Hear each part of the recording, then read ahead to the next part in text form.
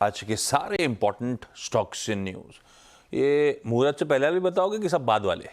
आशीष देखिए, मुहूर्त का दिन वो क्या 1.5 घंटे का कारोबार और 1 घंटा और उसमें भी पता नहीं किस तरह का पार्टिसिपेशन दिवाली हाँ, तो मुझे लग रहा है वो ऑटो बिक्री के आंकड़ों पर आज दोबारा नजर नहीं बिल्कुल, इसलिए मैंने पूछा। ठीक है, क्योंकि कई सारे दरअसल रिकॉर्ड ब्रेकिंग नंबर्स हैं। अगर आपने गौर किया होगा, जिस तरह का डर बजाज ऑटो के कमेंट्री के बाद आया था, ये जो नंबर्स हैं वो कुछ और ही तस्वीर दर्शा रहे हैं। हीरो मोटोकॉर्प के साथ शुरुआत करूंगी। तीसरा महीना है जहां पर बढ़त देखने को मिली है। बिक्री के आंकड़ों में 18% तक का इजाफा देखने को मिला। यहाँ पर आप डोमेस्टिक सेल्स में 17.5% की ग्रोथ देख रहे थे। एक्सपोर्ट्स में इजाफा रहा है, तो बहुत ही स्ट्रॉन्ग डिमांड अर्बन और रूरल इलाकों से देखने को मिली है और दोनों 100 सीसी और 125 सीसी में इजाफा देखा गया, तो वो एक बड़ा पॉजिटिव है। टीवीएस मोटर की बिक्री के आंकड़े एकदम उम्दा है। उम्मीद थी 4.83 लाख यूनिट्स की, 4.89 लाख यूनिट्स कंपनी ने बेची है।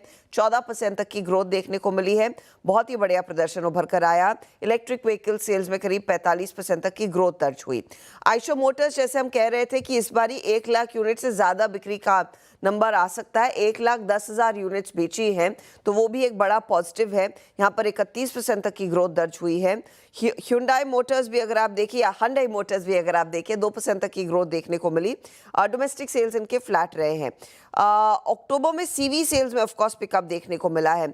मारुति के लिए 2 लाख से ऊपर का नंबर उभर कर आया, वो भी एक बहुत बड़ा पॉजिटिव है। भले ही सिर्फ 3.5 से 4% तक की ग्रोथ देखने को मिली हो, लेकिन M&M के केस में रिकॉर्ड एसयूवीज इन्होंने अक्टूबर के महीने में बेची है, जहां पर हमने देखा है 20% तक की ग्रोथ टोटल सेल्स में नजर आई। इनका एसयूवी वाला कंट्रीब्यूटर सबसे ज्यादा था और ट्रैक्टर सेल्स में भी एक अच्छी खासी पिकअप M&M के केस में आती हुई दिखाई दी है।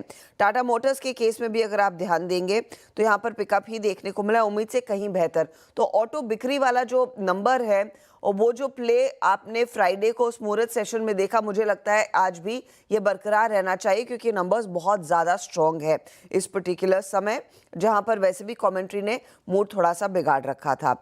अब आप आएंगे कुछ और दूसरे अपडेट्स पर। उसमें ऑयल मार्केटिंग कंपनियों ने कमर्शियल एलपीजी गैस सिलेंडर्स के दामों में कुछ इजाफा कर दिया है।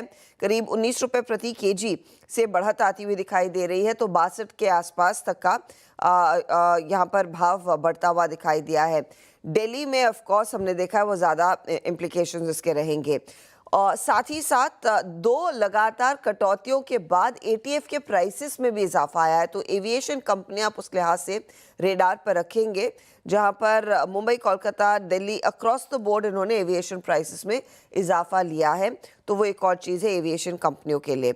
दूसरी तरफ अपोलो हॉस्पिटल्स की तरफ से एक अपडेट आया कि मुंबई के वर्ली में हमारे ऑफिस के पास ही दरअसल एक 500 बेड का हॉस्पिटल ये शुरू करने वाले हैं, तो उसको लेकर कुछ डिटेल्स आगे निकल कर आएंगी। साथ ही साथ ये अपनी लखनऊ वाली कैपेसिटी को भी 200 बेड से और एक्सपैंड कर रहे हैं। ये कंपनी की तरफ से अपडेट्स आए हैं over the weekend. Shilpa Medicare good manufacturing practices की एक इंस्पेक्शन हुई थी, इनकी यूनिट 4 बैंगलोर वाली।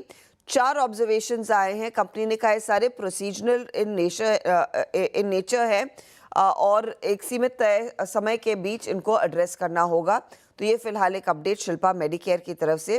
प्रीमियर एनर्जीज एक रीसेंट लिस्टिंग है, उनके लिए एक अपडेट ये निकल कर आया है कि इनकी दरअसल इकाई है, उनको मल्टीपल ऑर्डर्स जिसका कुल आकलन 560 करोड़ के आसपास का है। फोटोवोल्टिक बिजनेस में जो कंपनी की इकाई है उसमें ऑर्डर्स हाथ लगते हुए दिखाई दिए हैं, तो वो भी एक स्टॉक आप रेडार पर रखेंगे।